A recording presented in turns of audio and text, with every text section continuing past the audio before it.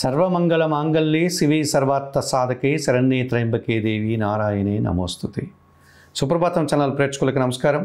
2025 October మాసంలో ఆశ్వీజ మాసం అమావాస్య రోజున మనమందరూ సంతోషంగా జరుపుకునేటువంటి దీపావళి పండుగ వస్తోంది. ఈ ఆశ్వీజ మాసం అమావాస్య రోజున మనం దీపావళి పండుగను జరుపుకుంటూ ఉంటాం. సహజంగా దీపావళి పండుగ ఎందుకు మనం జరుపుకుంటామంటే నరకాసురుణ్ణి శ్రీకృష్ణ సమేతంగా సత్యభామాదేవి సంహరించడం వల్ల ఆ నరకాసురుని పీడ విరగడైందని ఆనందంగా మనం ఈ పండుగను జరుపుకుంటాం. దీపాలు వెలిగించుకుంటాం. చీకటి రోజులు తొలగిపోయినాయని ఆనందిస్తాం. అలాగే తీపి పదార్థాలంతా కూడా వండుకొని మనం స్వీకరిస్తాం, బంధుమిత్రులకు పంచిపెడతాం. ఈరోజు సంతోషంగా టపాకాయలు కాల్చుకొని ఆనందించేటువంటి పండుగగా మనం చెప్పుకుంటాం. అయితే ఈ పండుగ కేవలం అమావాస్య రోజు మాత్రమే జరుపుకుంటామా? ఈ పండుగ యొక్క పూర్వపర ఎటువంటి రోజులు పర్వదినాలు ఉన్నాయి అని ఆలోచిస్తే మనకు ఈ దీపావళి పండుగను 5 రోజులు జరుపుకునేటువంటి పండుగగా, 5 రోజుల పండుగగా దీన్ని మన పెద్దలందరూ కూడా చెప్తూ ఉంటారు. అలాగా నిర్వహించినటువంటి సందర్భాలు కూడా ఉన్నాయి. కాలక్రమేణా 5 రోజులు జరుపుకోకపోయినా వాటి యొక్క ప్రాముఖ్యతను మనం తెలుసుకునే ప్రయత్నం చేద్దాం. 2025 అక్టోబర్ నెల 18 శనివారం రోజున ఆశ్వీజ మాసంలో త్రయోదశి రోజున ధనత్రయోదశి అని పిలుస్తాం. సహజంగా మనము ధన అనగా ధనము, సంపద, లేకపోతే ఆస్తిపాస్తులు, బంగారము, వజ్రవైడూర్యాలు అని అనుకుంటూ ఉంటాం. ఈ ధనత్రయోదశి రోజు ఉన్నటువంటి ప్రత్యేకమైనటువంటి సందర్భం ఏమిటి అంటే ధన్వంతరి జయంతి. అంటే పాల సముద్రాన్ని అనగా క్షీర సముద్ర మదనం జరిగినప్పుడు సాక్షాత్తు మహావిష్ణువే దేవవైద్యుడిగా అవతరించినటువంటి సందర్భం ఇది. కనుక ధన్వంతరి జయంతి, దేవవైద్యుడిగా పిలువబడేటువంటి సాక్షాత్తు మహావిష్ణువు రూపమైనటువంటి ధన్వంతరి జన్మించినటువంటి రోజు ఈరోజు. ఈ ధన్వంతరి దేవవైద్యుడు కనుక మనకు ఆయన ఆరోగ్యాన్ని ఇచ్చేటువంటి ప్రదాతగా మనం అభివర్ణిస్తూ ఉంటాం. సో ధన్వంతరి జయంతి రోజున ధన్వంతరిని పూజించాలి. ఎందుకు అంటే సకల సంపదల కంటే కూడా మనకు గొప్ప సంపద, పవిత్రమైనటువంటి సంపద, అమూల్యమైనటువంటి సంపద ఆరోగ్యం. అటువంటి ఆరోగ్యాన్ని ఇచ్చేటువంటి ధన్వంతరికి పూజ చేయండి. ఈరోజు మీ చేతనైనంత వరకు దానాలు చేసుకోండి.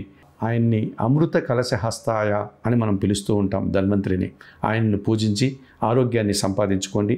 మీ చేతనైనంత వరకు, మీ శక్తి ఉన్నంత వరకు పేదవారికి దానం చేయడానికి ప్రయత్నం చేయండి. ఇది శనివారం రోజు 18వ తారీఖు ఆశ్వీజ మాసంలో త్రయోదశి రోజు మనం జరుపుకోవాల్సినటువంటి మొదటి పండుగ. ఇక రెండవ రోజు అక్టోబర్ నెల 19 ఆదివారము. ఈరోజు నరక చతుర్దశి వచ్చింది. ఈ చతుర్దశి రోజు అనగా అమావాస్యకు ముందు రోజు కనుక నరకాసురుని సంహారానికి సంతోషంగా మనమందరూ కూడా నువ్వుల నూనెతో అనగా అభ్యంగన స్నానం ఆచరించి అందరూ ఆ నరకాసురుని పీడ విరగడైంది అని సంతోషంగా మనం జరుపుకునేటువంటి పండుగ నరక చతుర్దశి. ఇది అక్టోబర్ నెల 19వ తారీఖు ఆశ్వీజ మాసంలో చతుర్దశి రోజు, అమావాస్యకు ముందు రోజు మనకు 19 ఆదివారం రోజు వచ్చింది. ఆ రోజు సాయంత్రం ఈ పండుగను ఇలా జరుపుకుంటాం. నరక చతుర్దశి పండుగ దీపావళి పండుగలో రెండవ పండుగ. ఇక ప్రధానంగా మనం జరుపుకునేటువంటి దీపావళి పండుగ 3వ పండుగ. ఇది అక్టోబర్ నెల 20వ తారీఖు సోమవారం వచ్చింది. చాలామంది అమావాస్య గడియలు ఉదయం రావాలి కదా అని కోరుకుంటూ ఉంటారు. దీపావళి సాయంకాలం జరుపుకునేటువంటి పండుగ. ఈరోజు మనకు 20వ తారీఖు సోమవారం మధ్యాహ్నం నుంచి అమావాస్య గడియలు స్టార్ట్ అవుతాయి. దీపాలు వెలిగించుకుని చీకటిని పారద్రోలి మనకు మంచి రోజులు వచ్చాయని ఆనందంగా ఈ నరకాసురుని యొక్క దుర్మార్గాల నుంచి మనమందరూ బయటపడ్డామని సంతోషంగా జరుపుకునేటువంటి పండుగ. ఇది 20వ తారీఖు సోమవారం సాయంత్రం మనమందరూ కూడా ఇళ్లల్లో దీపాలు వెలిగించుకొని, ఇంటి ముంగిట దీపాలు వెలిగించుకొని, తీపి పదార్థాలంతా తయారు చేసుకుని బంధుమిత్రులకు పంచుకుంటూ, టపాసులు కాల్చుకుంటూ ఆనందంగా జరుపుకునేటువంటి పండుగ దీపావళి పండుగ. ఈరోజే లక్ష్మీ పూజ కూడా మీరు జరుపుకోవడానికి అవకాశం ఉంటుంది. ఇక 4వ రోజు పాడ్యమి. అమావాస్య అయిపోయింది, పాడ్యమి ప్రారంభమైంది. ఇది అక్టోబర్ నెల 21వ తారీఖు మంగళవారము. దీన్ని బలి పాడ్యమి అని పిలుస్తాము. ఈ రోజుతోటి ఆశ్వీజ మాసం పూర్తవుతుంది, కార్తీక మాసం ప్రారంభమవుతుంది. ఈ రోజున శ్రీకృష్ణ పరమాత్ముడు ఆ రోజుల్లో రేపల్లెల్లో గోపాలకుల్ని, గోవులను రక్షించడానికి గోవర్ధనగిరిని ఎత్తినటువంటి రోజుకు ప్రతీకగా ఈ పండుగను మనం జరుపుకుంటూ ఉంటాం. ఈరోజు గోవర్ధనగిరి పూజను నిర్వహిస్తాం. పల్లె ప్రాంతాల్లో ఉన్నటువంటి మనం అందరూ కూడా పొలాల దగ్గర ఉన్నటువంటి భూములకు, పంటలకు, అలాగే అరణ్యాలకు, నదులకు, చెరువులకు పూజలు నిర్వహిస్తాం, గోవులను పూజిస్తాం, వాటిని శుభ్రంగా స్నానం చేసి వాటికి మంచి ఆహారం పెడతాం. ఇది గోవర్ధనగిరి రోజు మనం జరిపేటువంటి గోవర్ధనగిరి పూజ. అలాగే బలిచక్రవర్తి పాతాళలోకం నుంచి తిరిగి వచ్చాడని, ఆ బలిచక్రవర్తికి జన్మించిన రోజుగా దీన్ని బలిపాడ్యమి అని కూడా పిలుస్తారు.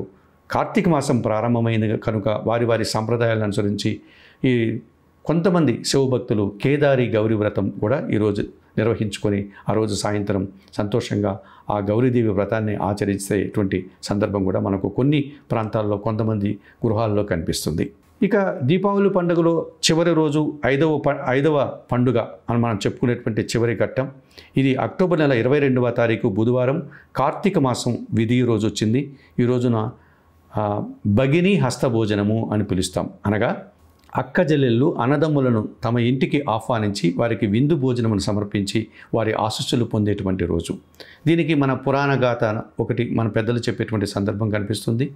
సూర్య భగవాన్ అనేటువంటి పుత్రుడైనటువంటి యమధర్మరాజు తన చెల్లెలి ఇంటికి అనగా యమున అయినటువంటి తన సోదరి ఇంటికి ఈరోజు వచ్చాడని, ఆమె కోరిక మేరకు ఆ రోజు ఆమె ఇచ్చేటువంటి అతిథిని సత్కారాలని ఆ విందును స్వీకరించి ఆమెని ఆశీర్వదించాడని, యమబాధల నుంచి ఆమెకి విముక్తి కలిగించాడని అని మనకు పురాణ కథనం ఉంది. ఈ కారణం చేత ఈరోజు మనం చివరి రోజున ఇంటికి దక్షిణ గోడ దగ్గర మనము యమదీపాన్ని ఏర్పాటు చేస్తాం. యమధర్మరాజును పూజిస్తాం. ఆయన్ని సంతోషంగా ఆనందంగా చేసుకునేటువంటి పండుగ. అలాగే మన ఇంటికి ఎవరైనా అన్నదమ్ములు ఉంటే అన్నదమ్ముల్ని ఆ సోదరిమణులు పిలిపించి వారికి విందును సమర్పించి వారి ఆశీస్సులు తీసుకుంటారు. అలాగే అన్నదమ్ములు ఎవరైనా తమ సోదరి ఇంటికి వెళ్ళి వారి యొక్క విందును స్వీకరించి వారిని ఆశీర్వదించేటువంటి అన్నా చెల్లెల యొక్క అనుబంధానికి ప్రతీక ఈ పండుగ. అలాగే యమదీపాన్ని సమర్పించి అన్నా చెల్లెల అనుబంధంగా ఈ భగిని హస్తభోజనం పండుగ నిర్వహించుకోవాలని సుప్రభాతం ఛానల్ ప్రేక్షకులంటూ మీరందరూ కూడా ఈ దీపావళి పండుగ 5 రోజుల పర్వదినాల యొక్క ప్రత్యేకతను తెలుసుకొని మీ శక్తి మేరకు ఈ పండుగను మీరు నిర్వహించి భగవంతుని యొక్క ఆశీస్సులు పొందాలని మనస్ఫూర్తిగా కోరుకుంటూ సర్వే జనా సుఖినో భవంతు. నమస్కారం.